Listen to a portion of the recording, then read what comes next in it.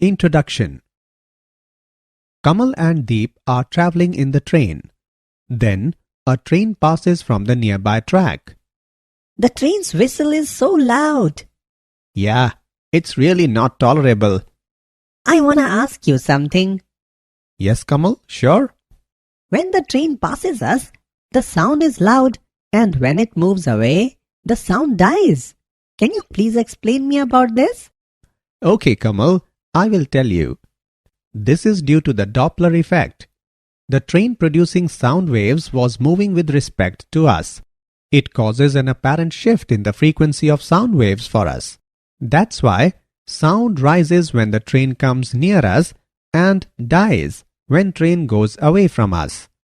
It's really interesting. I wanna know something more about this.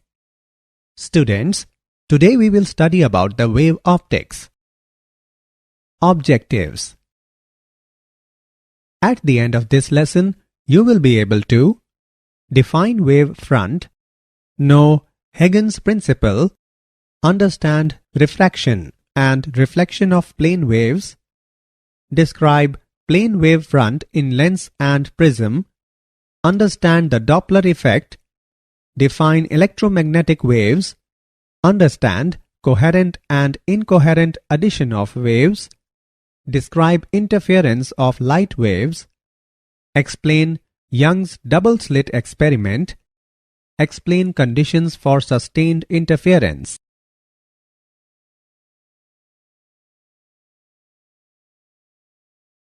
Wavefront. Wavefront is defined as the locus of all the particles of a medium vibrating in the same phase at a given instant. A line perpendicular to a wavefront is called a ray. The phase difference between any 2 points situated on the same wavefront is zero. The shape of a wavefront depends upon the shape of the source of disturbance. The distance from one crest to the next crest is equal to wavelength lambda. The phase difference between any 2 points in the same phase on 2 consecutive wavefronts is 2 pi. So, at any given crest and trough, the phase is 2n pi and 2n plus 1 pi respectively, where n is an integer.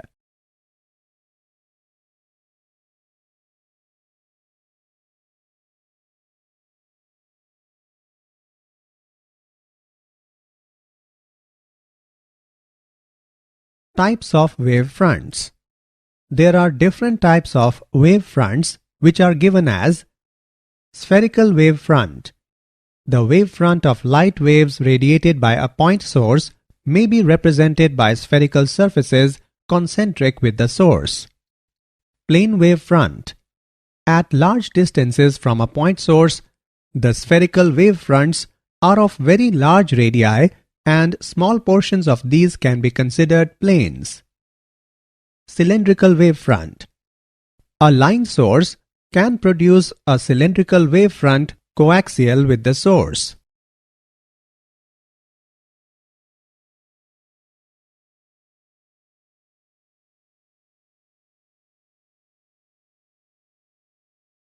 Huygens Principle. Huygens Principle is a geometrical construction for finding the shape of a new wavefront at some instant. According to this principle, every point of a wavefront is a source of spherical secondary waves called wavelets, which spread out in all directions with the speed of propagation of the wave in that medium. The new wavefront at a later instant is the surface tangent to the secondary wavelets called the envelope of the secondary wavelets.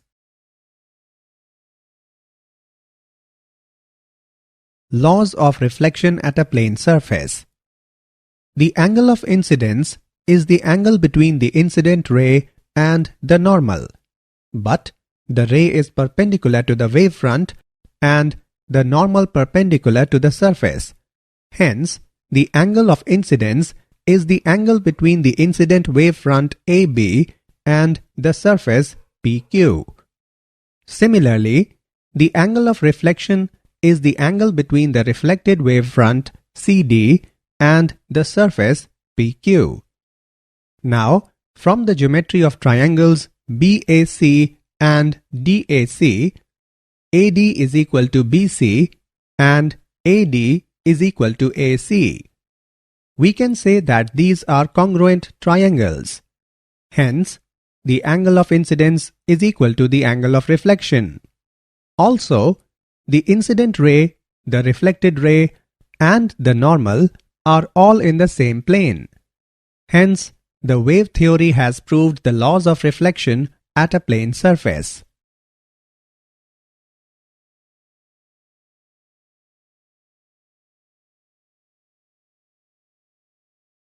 Reflection of plane waves. Consider a parallel beam of light incident on a plane surface separating two media. The planes AB, A1, B1 and A2, B2 are the positions of the incident wavefront at different instants. A Huygens wavelet originating from point B in the wavefront AB will move a distance B, B' in the second medium in the same time that the wavelet from A expands in the first medium to include point A' on the surface XY. Since the two wavelets have radii A' and B are not in the same medium, they move with different speeds, say V1 and V2 respectively. Case 1.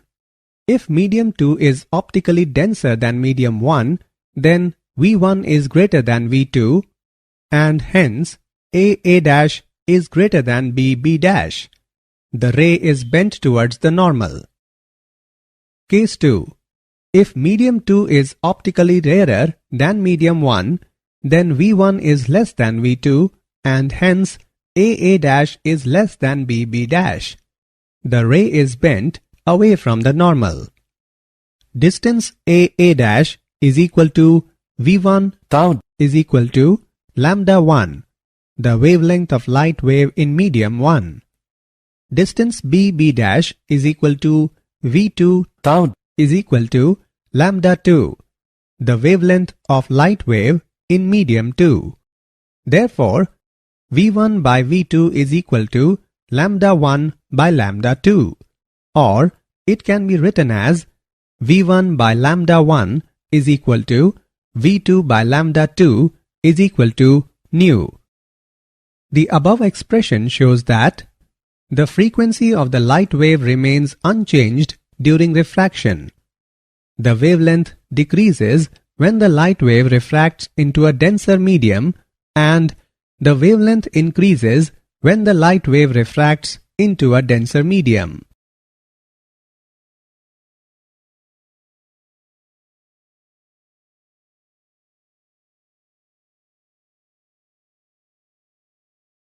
Plane wavefront in lens.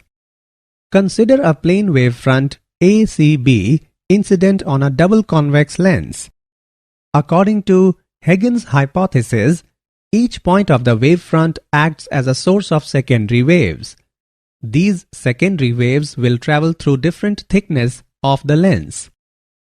The time taken by the secondary wave to travel through CP1 in air plus P1, P2 in lens will be the same as the time taken by waves to travel through AX plus XD in air.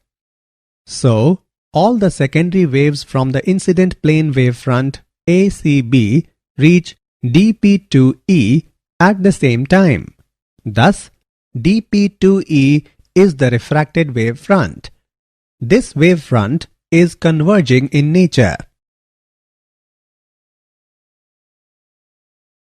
Plane wavefront in prism.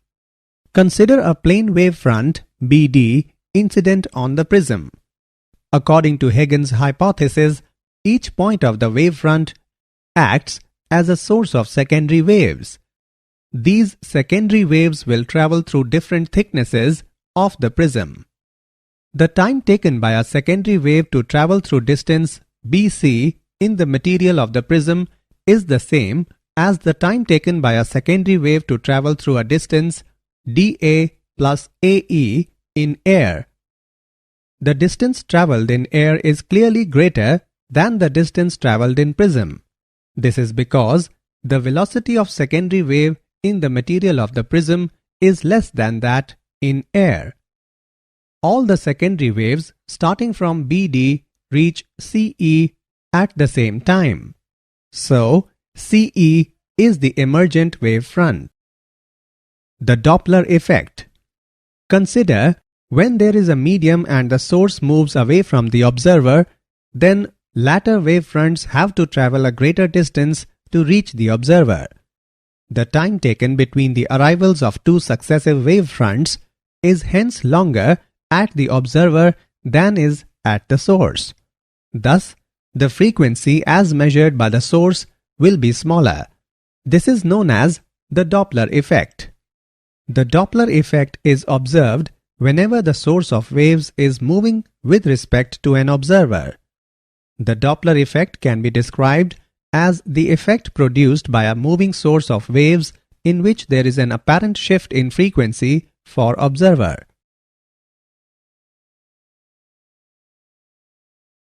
Redshift and blue shift. Redshift.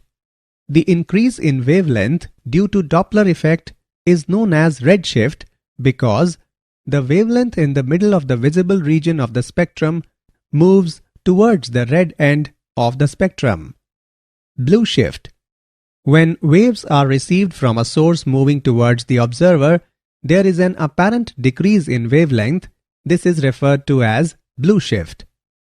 The Doppler shift is given by delta nu by nu is equal to minus v radial by c, where v radial is the component of the velocity along the line joining the source and observer.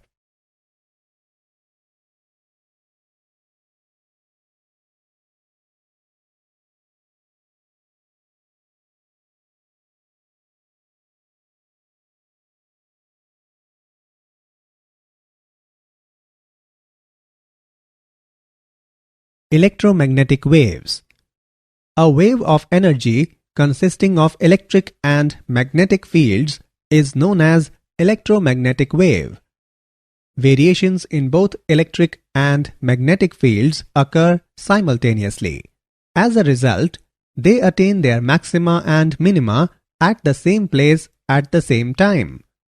The directions of electric and magnetic fields are mutually perpendicular as well as to the direction of propagation of the wave. Thus, these waves are transverse in nature. The velocity of the waves depends entirely on the electric and magnetic properties of the medium in which these waves travel.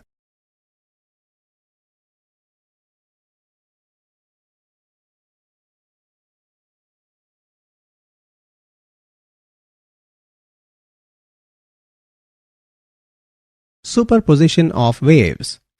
Principle of superposition states that when two or more than two waves travel in the same medium at the same time superimposing each other, then the displacement of the resultant wave at any instant is equal to the vector sum of the individual displacements at that instant. Let vector y1, y2, y3 and so on be the displacement vectors due to the individual waves at any instant acting separately, then, according to the principle of superposition, the displacement of the resultant wave at that instant is given by vector y1 plus y2 plus y3 plus so on. Coherent and incoherent sources of waves. Coherent sources of light are those sources of light which emit light waves of same wavelength, same frequency, and in same phase or having constant phase difference. There are two general methods for producing coherent sources are follows. By division of wavefront. In this method, the wavefront is divided into two or more parts by use of mirrors, lenses, or prisms.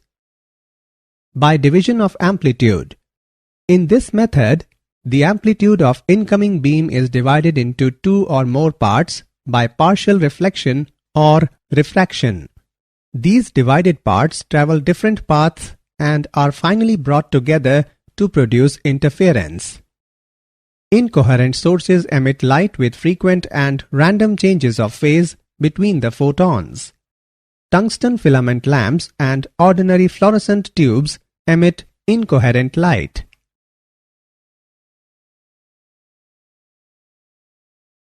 Interference of light waves. Interference of light is the phenomena of redistribution of light energy in the medium due to superimposition of light waves coming from two coherent sources. There are two types of interferences. They are constructive interference, destructive interference. The interference is constructive at the points where the resultant intensity of light is maximum, and the interference is destructive at the points where the resultant intensity of light is minimum.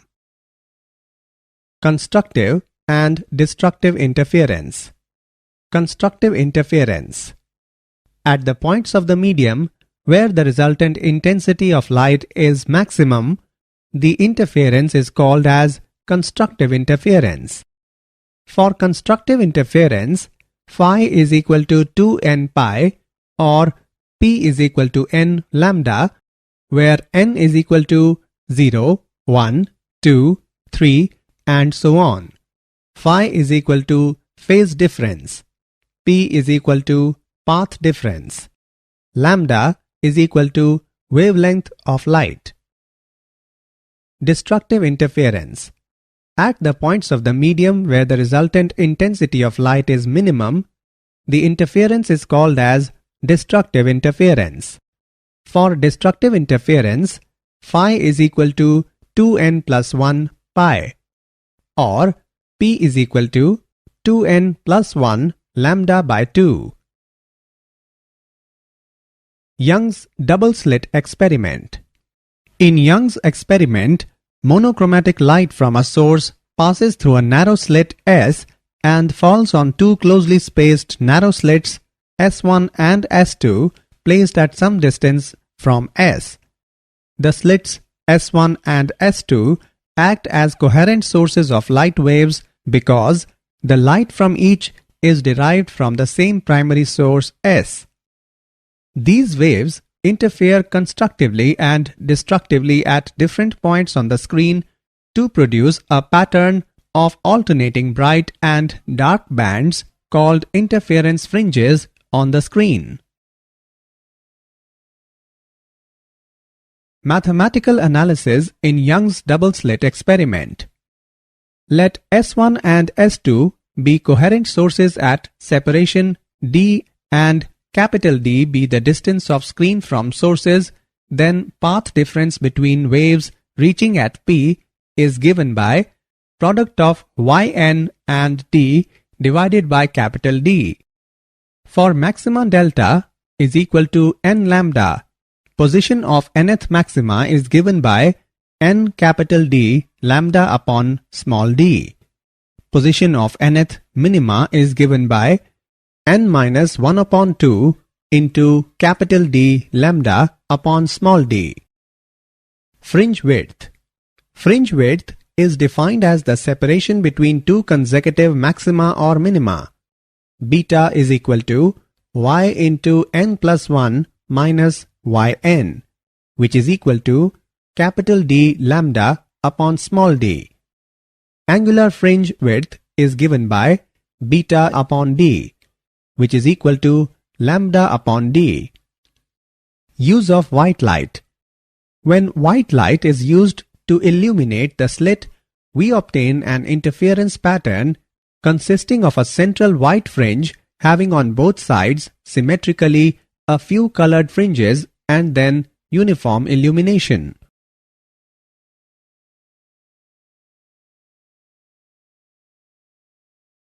Example. Let's take an example on Young's double-slit experiment. The two slits in Young's experiment are 3 mm apart, illuminated by a light of wavelength 480 nanometer. The screen is at 2 meters from the plane of the slit. Find the separation between 8th bright and 3rd dark fringe with respect to central bright fringe. Let's see the solution. Distance of 8th bright fringe from center is given by 8 capital D lambda upon small d. Distance of 3rd bright fringe from center is given by 5 capital D lambda upon 2 small d. We have y is equal to y8 minus y3. By putting the values and calculating, we get y is equal to 11 capital D lambda upon small d. Putting the values in the above equation and calculating, we get value of y is equal to 3.52 millimeter. Hence, the separation between 8th bright and 3rd dark fringe with respect to central bright fringe is 3.52 millimeter.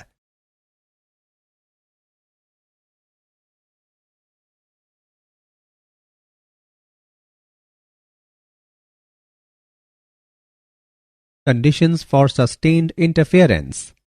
The following conditions are necessary to obtain a continuous or permanent interference. The light should be monochromatic. If this is not so, the fringes of different colors will overlap. The two sources producing interference must be coherent. The wave trains causing the interference must have light waves of the same wavelength and same velocity. The two interfering wave trains must have the same plane of polarization. To observe interference fringes clearly, it is necessary that the fringe width is sufficiently large.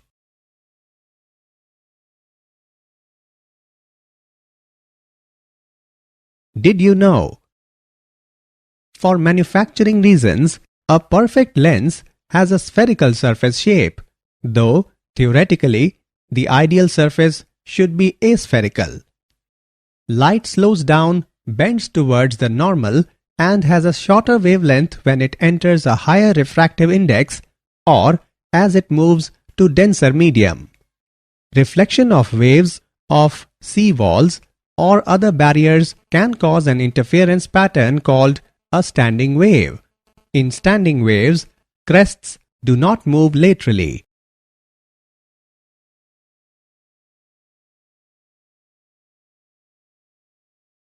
Summary. Let us summarize what we have learned. Wavefront is defined as the locus of all the particles of a medium vibrating in the same phase at a given instant. Every point of a wavefront is a source of spherical secondary waves called wavelets. The wavelength decreases when the light wave refracts into a denser medium. The Doppler effect is defined as the effect produced by a moving source of waves in which there is an apparent shift in frequency for observer. When waves are received from a source moving towards the observer, there is an apparent decrease in wavelength. This is referred to as blue shift.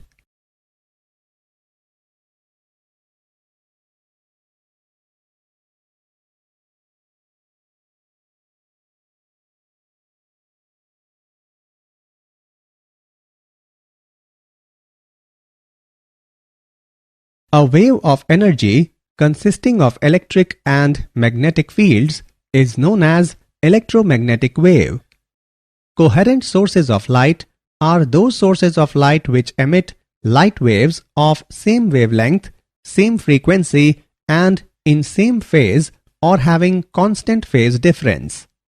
Interference of light is the phenomena of redistribution of light energy in the medium due to superposition of light waves coming from two coherent sources.